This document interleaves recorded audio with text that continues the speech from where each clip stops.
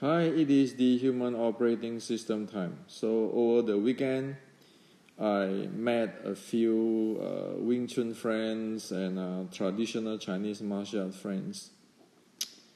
And in the lunch, there is a very interesting topic surface, and that is about title.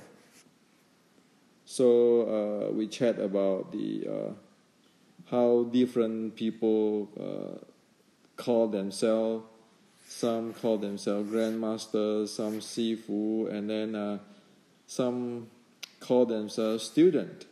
Okay, like I'm a Wing Chun student for past 40 years, and some will call themselves, I'm a grandmaster of Wing Chun. I'm so and so. And some, have the title of Sifu. So we discuss on this title stuff. It's very interesting to hear how different people have different perspective. Now, I like to share with you today is that I think instead of having empty titles or being humble, it is better to be professional. So, what do I mean by empty title?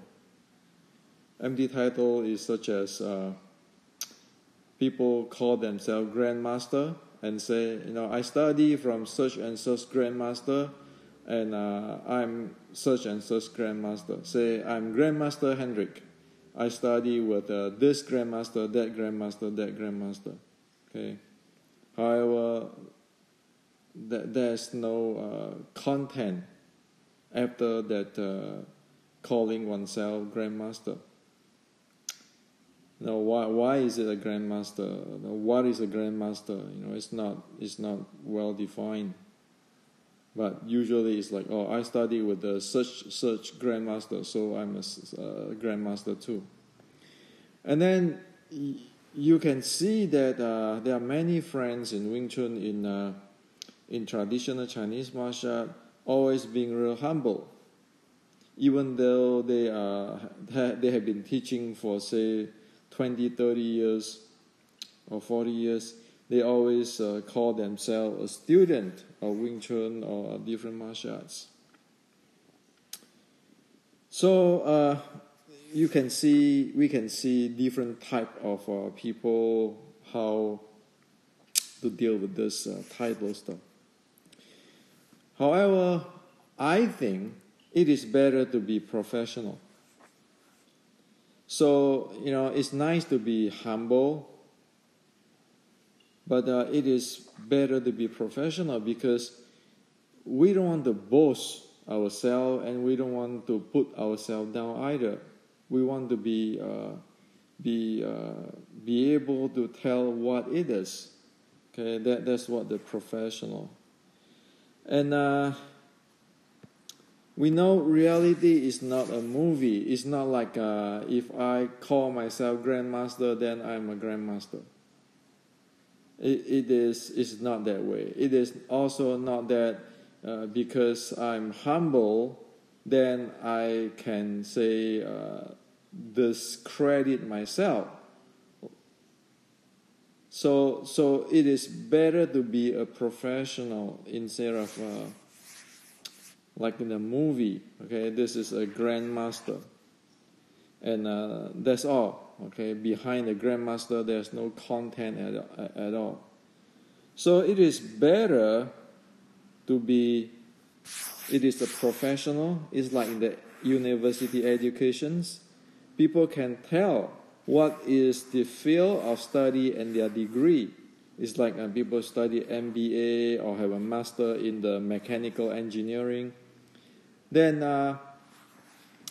people know what they study and what is their degree. And then also they can say that they're expert in the field of, say, business law. Okay? So people know what exactly it is. And then their year of practice, if they practice law and so forth. So this way, one can be humble. But if one have the degree in mechanical engineering, say one have a master degree in the mechanical engineering, one can say it because that is what they are good in, they are specialized in, and that's where their professional field is. Instead of, I'm a grandmaster, so grandmaster of what? Or I'm a student, so student, what are you doing?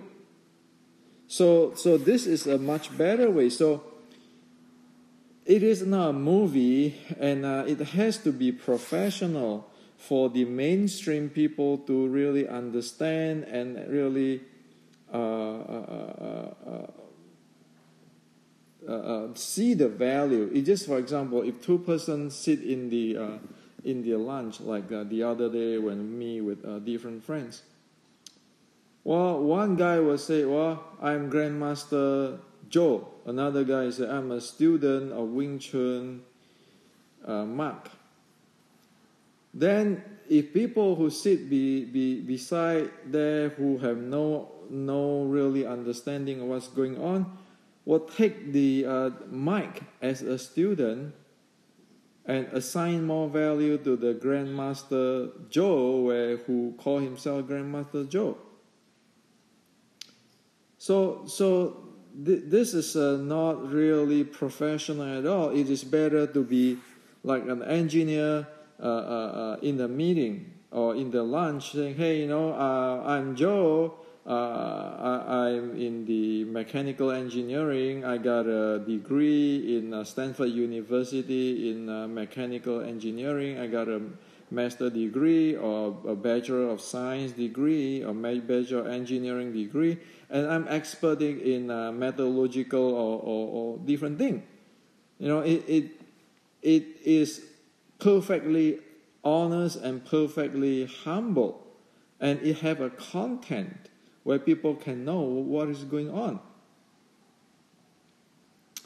So it is, it's say you are in the Wing Chun or in traditional Chinese martial art or in meditation.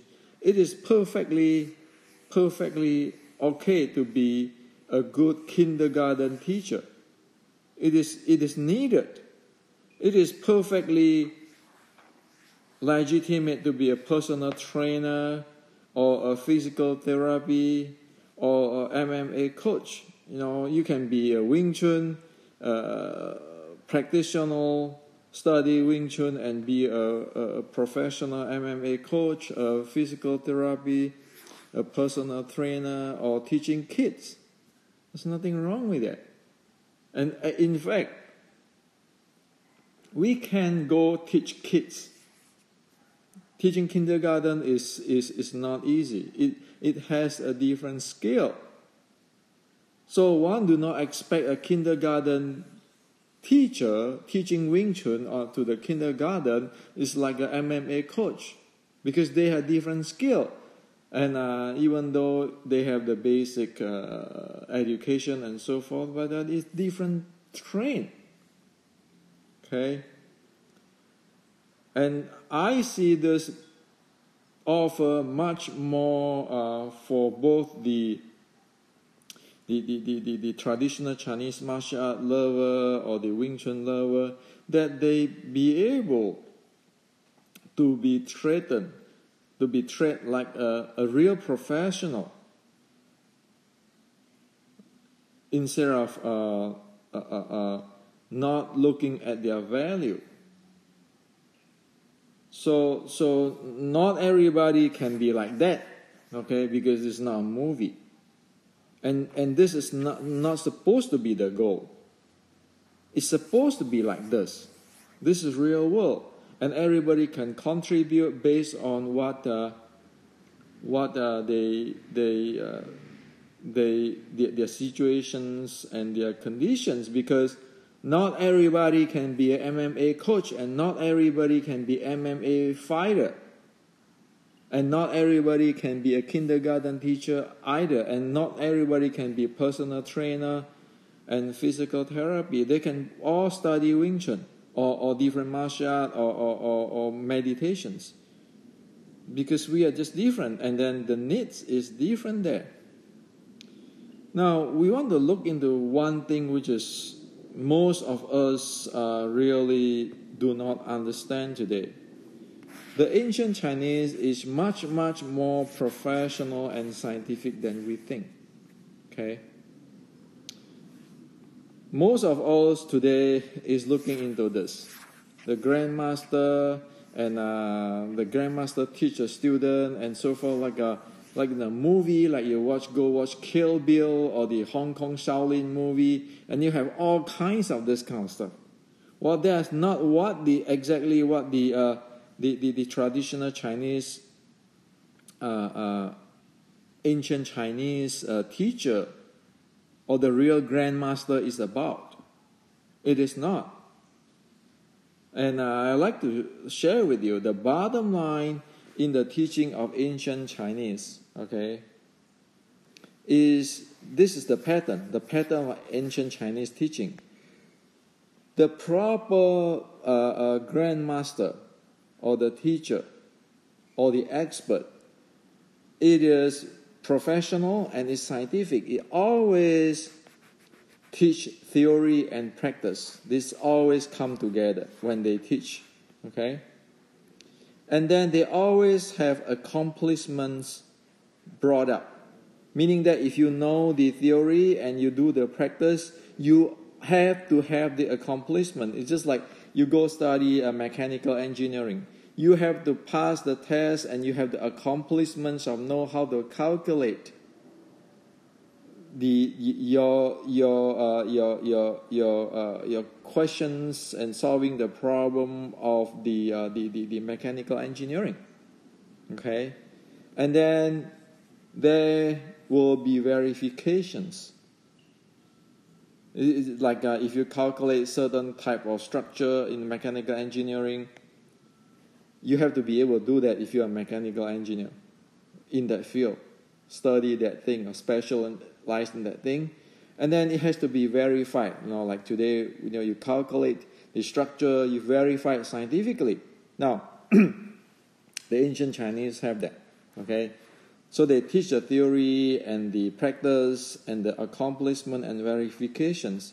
And it also teach the development steps. It's like you have the first year in mechanical engineering. You need to know the theory, the practice, what is the accomplishments you need to do in your math, in your physics, and then in your mechanics study, and what is the verifications, or you have to take an exam, you make sure that you be able to calculate certain thing and have insight of certain thing.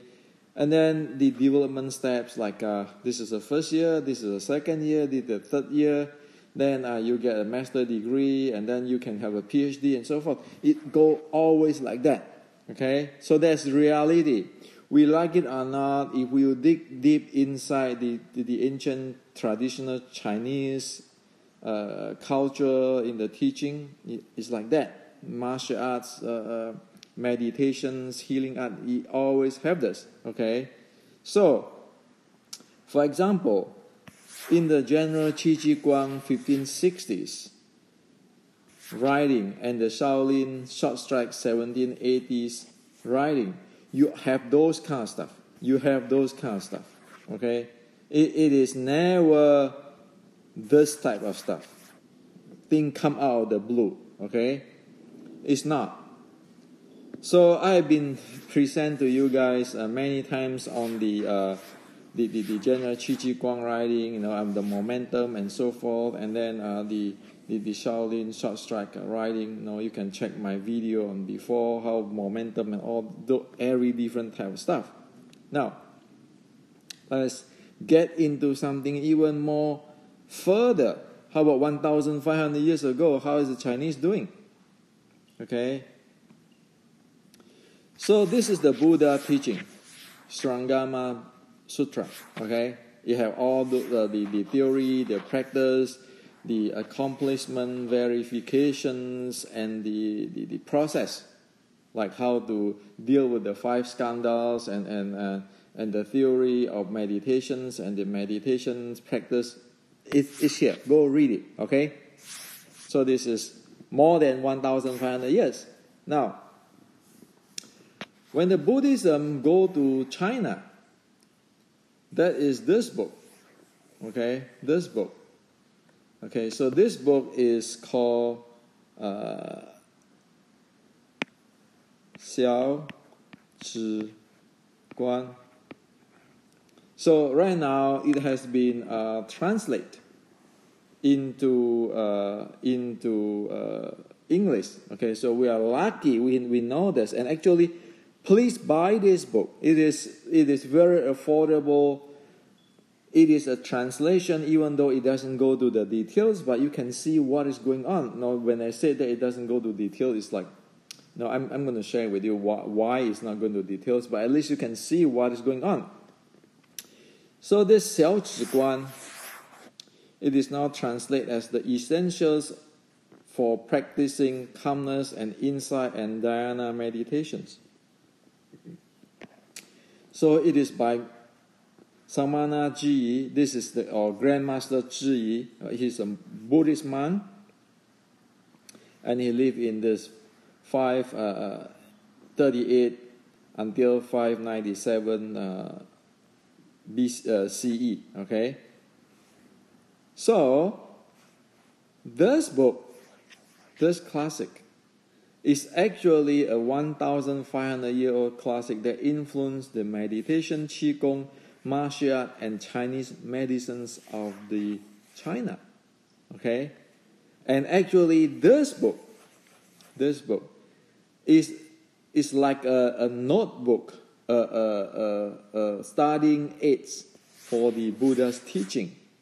Okay, so if one study this, one will be able to understand the Srangama better because one studied this. Okay, one know how is this thing practiced 1,500 years ago in China. Okay, so let's look into the content. Okay, and see how professional or how scientific this stuff. So there's a 10 chapter there. Okay, if you look at that, there's all kind of stuff. It's like chapter 3, eliminating of hindrance, making adjustment, utilizing skillful means, actual cultivations, manifestations of the root and goodness. And here is it, treating disorder. Okay. So you have 10 chapter there, and let's look into what is going on here. Okay, why is it influencing the traditional Chinese martial arts, the qigong, the meditations, and the Chinese medicine? Why? Okay, you look into this at the chapter 4. It said making adjustment, and you look at that. It have the preliminary considerations, adjustment in food, which is dieting today. Okay, adjustment in sleep, body, breathing, and mind. Okay, so adjustment when entering into meditations, adjustment in the body when entering meditations, feet, clothing, hand posture. Well, you read this 1,500 years old writing. Does it similar to today's scientific writing? That's how it is. And then it gives you the details of the body, the breathing. Okay, and then it said that perhaps there's a windy breathing, uneven breathing. It gives you all kinds of stuff, and also the mind. Okay, what is a type of a mind? Is sinking, lax, urgent. So it has all these details. That is just the beginning. The making adjustment, meaning that before one can get into the actual cultivation, one need to know how to handle the body, the mind, the diet, the sleeping. Okay. Now, so that is the real life. If you look into the actual cultivation, there is all kind of things listed here, like calming and insight during sitting meditations. Okay, and then there's calming and insight versus mental coarseness and disorder. And then you have this all kinds of stuff during meditations. And then if when one doing the calmness and insight meditation, encountering sinking or floating of mind state. Okay. And then when walking, what to do. Okay, and when standing, what to do. Okay, and even when speaking, what to do. So your meditation, your 站桩, your all kinds of stuff, this have been recorded a lot of things down 1,500 years ago. Okay, and then that is the calculation, meaning that one need to be able to know how to actually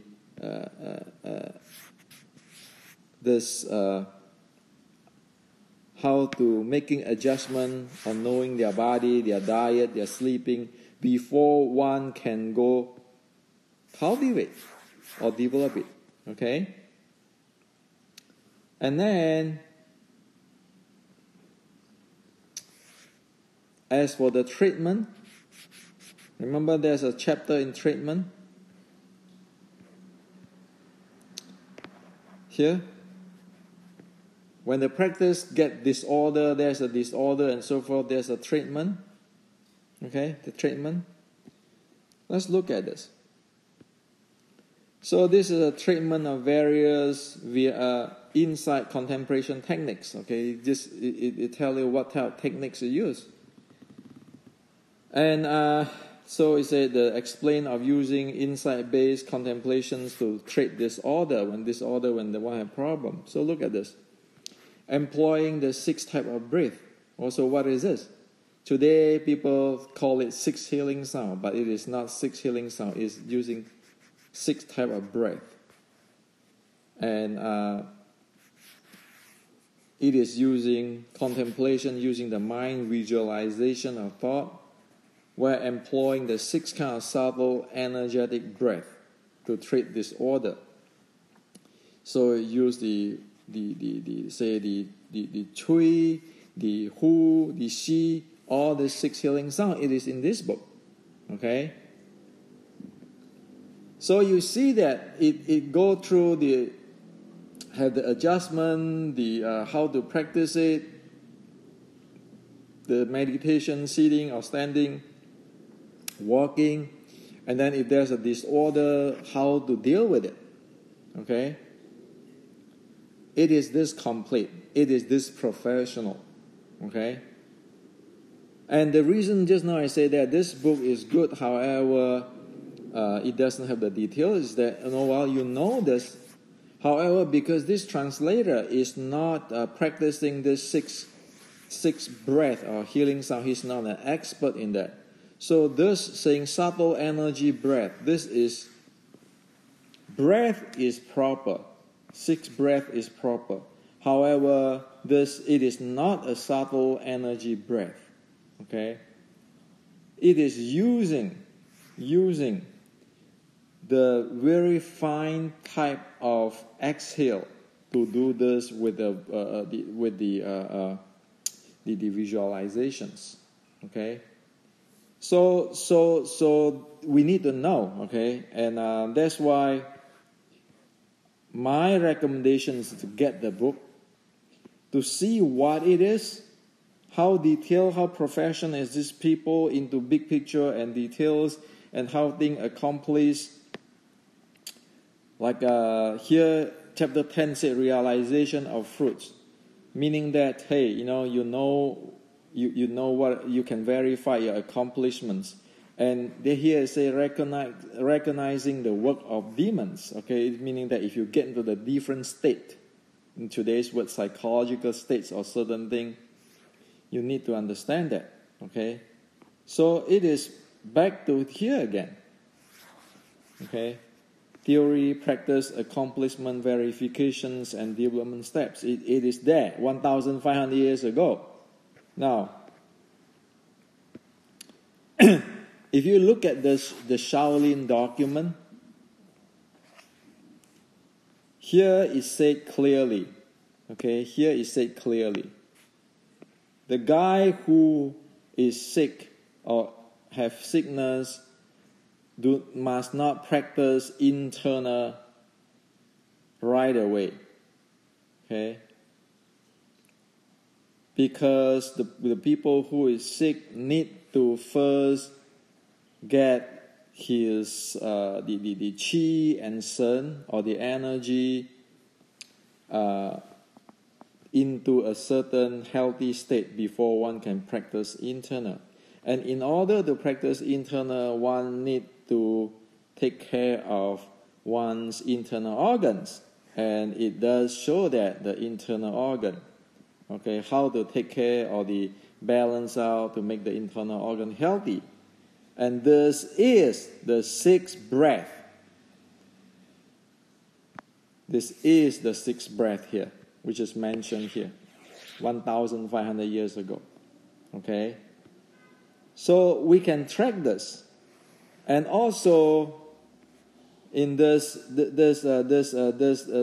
book, it said the relationship between meditations and internal development, and it talk about the Taoists, the Buddhists, and then the differences there.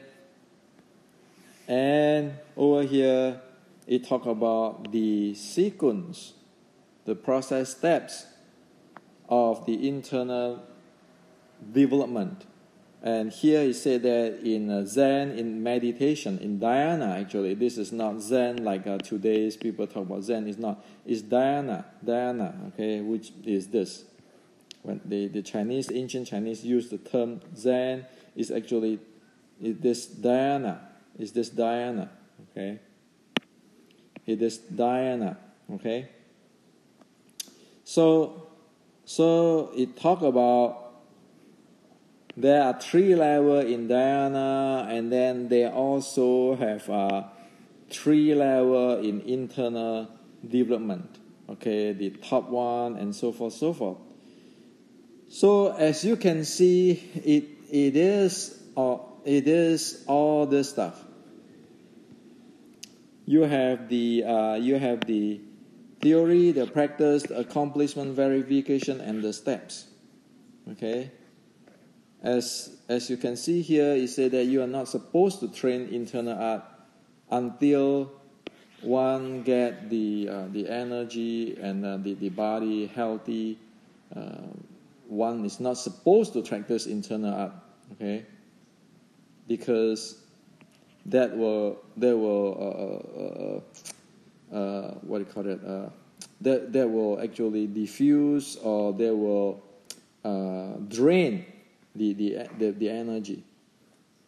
So this is the reality. Okay, this is the reality. That's why it's better to be like that. Okay, following what the ancient Chinese teaching, and better like this. Then all traditional Chinese martial art teacher or coach will have much more respect and value. And so the mainstream will understand the value of the traditional Chinese martial art practitioner or the Wing Chun practitioner, because it is really professional and scientific. And the ancient, in fact, have that. Okay, and so it is not this type of stuff. Okay.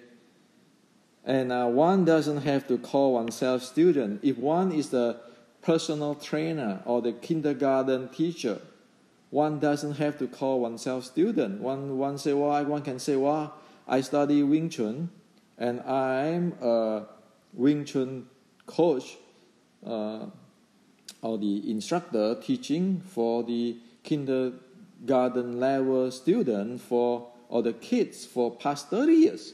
It is fully respectable, because those need a professional skill there. Okay? And also people who have using this empty grandmaster title. Well, I mean, that is not actually not present any value at all, because then we know that the Chinese is going with this. It's not going into those movie type of stuff. Okay? So that's my view for everybody, because this is better off. The world is going to change, and more people is going to question you. Okay, grandmaster of what? What is Wing Chun do? What is the traditional martial art do? Well, as in this book, you 1,500 years ago, people have so many things there. Okay, in today's standard, you look at that, is that scientific? Okay, just look at it. Okay, so what you want to know about the conditions of the body, the actual practice of the meditations, or the qi gong, which is later on this stuff, the 6 healing sound and all this stuff turn into today's qi gong. Okay, or at least it influence the qi gong, because the qi gong have the Taoist part and the Chinese meditation part. But this is influencing it, and then we can see the whole system. What happened 1,500 years ago? We can see what happened with this type of stuff. So it is no different than you have the general Qi Guang's writing and teaching, and you have the Shaolin teaching, and you have today's Wing Chun, today's different Chinese martial. There's no difference. It is really clearly can be tracked. Okay.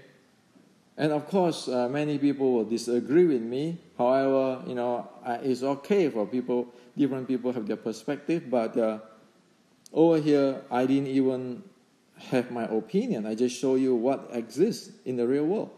Okay? And so when we do research, we can go dig into this kind of stuff. It exists. So it can, as I always mention, it can get into a university, get a department to do this job. Okay? It is a valid stuff. Now, so the reason why I wrote this thing, like this book, well, instead of calling it Basic Wing Chun Keen Art and Science, I can call it Basic Traditional Chinese Martial and Science. Why? We go through the 6 core element and 13 state. So one know this, one know the theory, one know the theory, the practice, the accomplishment, verification, and the steps. If you go through the 613.3, you know the theory, you know how to get there, how to accomplish it, how to practice the open, what is the peaceful state. We know all about this.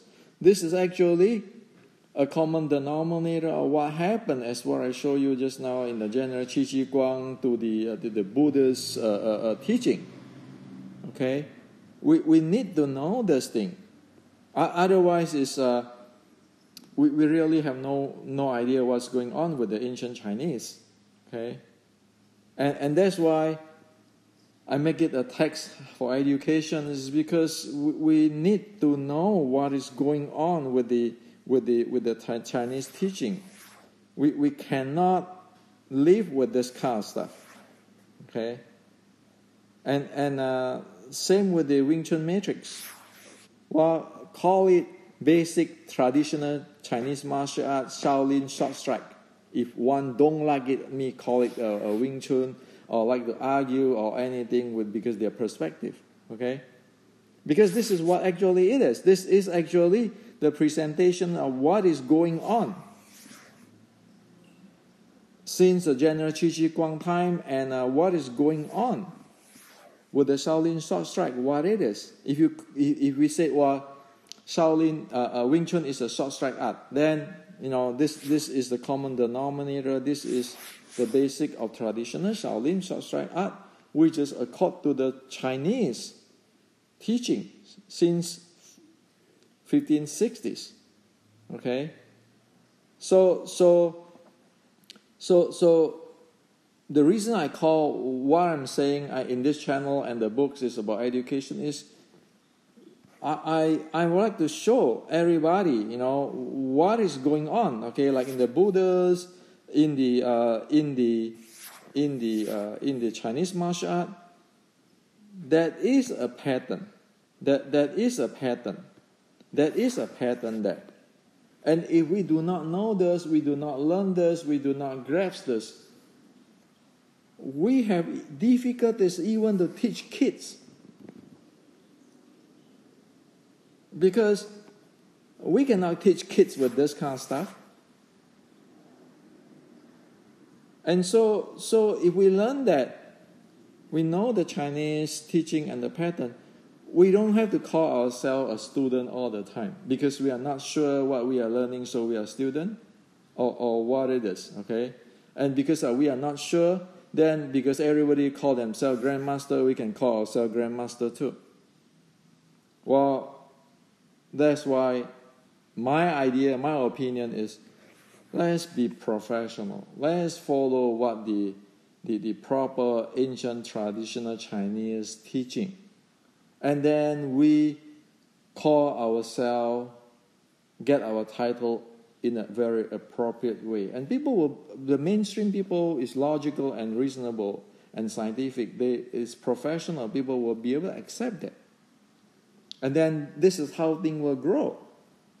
Because whatever happened in the ancient teaching, like in this book, okay, like in this book with all these things, if you look at that, today's so-called meditation, mindfulness meditations, and a qigong, just take a look at this book and see how much details is here, which is one don't see in today's general popular thing on this qigong, on this meditation stuff. And this is the real deal, okay? And if the scientists take a look into this and doing research in this, that is the proper way. Instead of today, you talk about meditation, qigong, everybody can invent whatever they want because in their mind, this is the base. Okay? So this is to share with you today. Hopefully, we for those who like to be professional and so forth, get into the professional path. Doing more research into the ancient Chinese teaching and let's stop to portray ourselves as a grandmaster or expert in this field when we have no idea what the ancient Chinese is teaching or how the ancient Chinese presenting the subject. And don't have to be humble when we present what we study, what is our field of expertise. There is no difference between a traditional Chinese martial art coach who went through the proper education with a mechanical engineer. There is no difference. These are just two types of different professions, but they go through the same type of quality professional training. Okay? So this is what I'd like to share with you today.